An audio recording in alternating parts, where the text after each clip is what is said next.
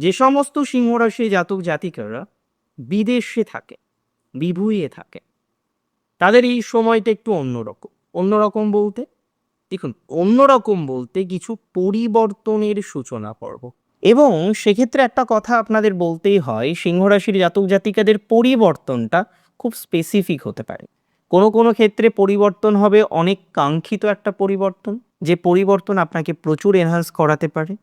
এবং যে সমস্ত জাতক জাতিকাদের বিদেশে যাওয়ার পর আপনি দেখলেন যে পরিকল্পনায় আপনি এসেছিলেন, সেখানে আপনার একটা লক্ষ্য ছিল যে এডুকেশনটা কমপ্লিট হবে, দেন এইভাবে কর্মজীবনে প্রবেশ করব। বাট আপনি একটা সার্টেন টাইমের পর দেখলেন আপনার এন্টায়ার পরিকল্পনাটা কিন্তু পরিবর্তিত হয়ে গেল।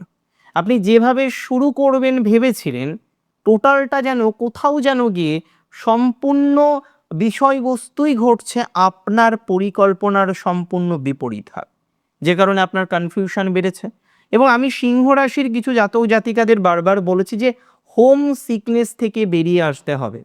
যতক্ষণ না পর্যন্ত আপনি আপনার হোম সিকনেস থেকে পূর্ণাঙ্গ বেরিয়ে আসতে না পারবেন, পূর্ণাঙ্গ ডেভেলপমেন্ট কিন্তু আসবে না। হোম সিকনেস থেকে আপনাকে বেরোতেই হবে, দ্যাট ইজ দ্য ফ্যাক্ট। এটা কিন্তু একটা পূর্ণাঙ্গ ফ্যাক্ট।